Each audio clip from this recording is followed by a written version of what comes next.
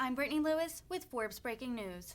Congresswoman Sara Jacobs praised the Biden administration's handling of the crisis in Ukraine during a House Foreign Affairs Committee hearing on Thursday. This comes as President Biden asked Congress for $33 billion in aid to send to Ukraine as the war entered its third month. Here's more from the California Democrat. I first want to thank you and the Biden administration for your announcement of the Global Fragility Act countries. I'm looking forward to its implementation, particularly in Mozambique and coastal West Africa, and I hope we can continue to work together on that. I also know that a lot of us will be asking you questions about Ukraine, and it's our job to do oversight, but I think it's first important to say that you and the Biden administration and President Biden have been masterful in how you all have handled this crisis, making sure our allies are and remain united, making sure that our approach is strategic and thoughtful and weighing all the different calculations, including the risk of escalation. And I just want to say that I go to sleep feeling better every night because I know that President Biden and you all are leading the way here on this.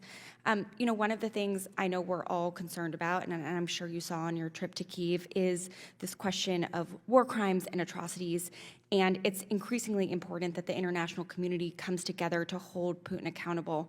Thankfully, the ICC has announced an investigation in Ukraine, which I'm very supportive of, and I understand the Biden administration is currently undergoing a policy review of the ICC and whether to provide material support to this investigation. So, Mr. Secretary, does the Biden administration support the ICC's investigation in Ukraine? We do, and let me add very quickly that we welcome it.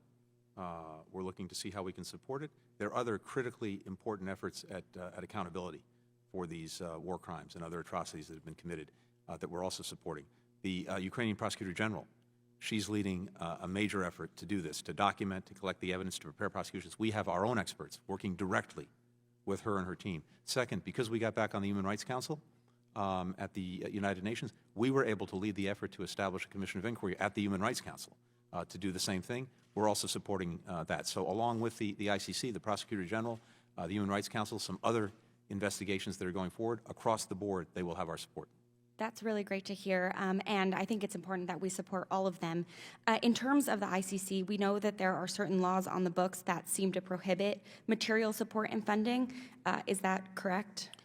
There are laws on the books, but we found ways in the past, and we're not a state party to the ICC. We do not intend to become one, but we have found ways in the past to support investigations. In fact, there's a prosecution going on right now of a Janjaweed from Darfur that is in part the result of information and support that we provided.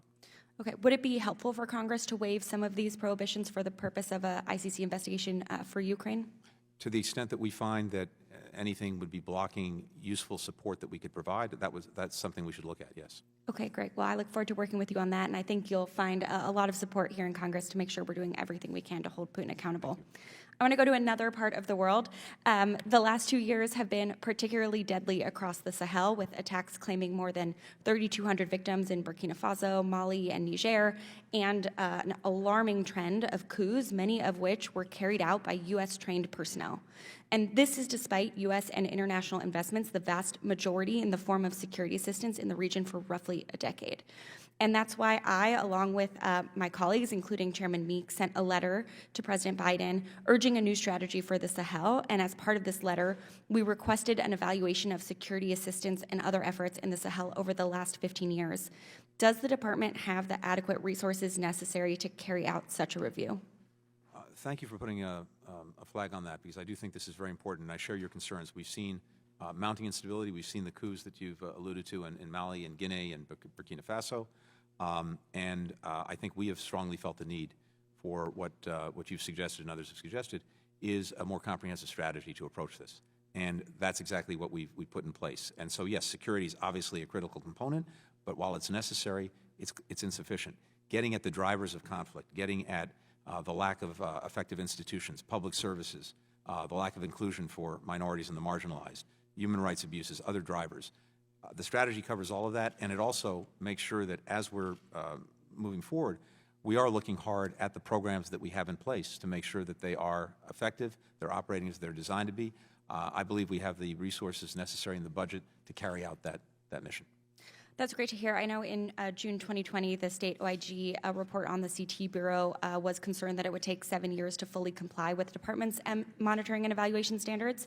So I would love to work with you to make sure that we are giving you the resources that you need to be able to do this, and that we are learning the lessons that we need to from these investments and actually reform our approach so that we are promoting our values and not only looking at short-term security, but our long-term priorities as well. And with that, Mr. Chairman, I yield back.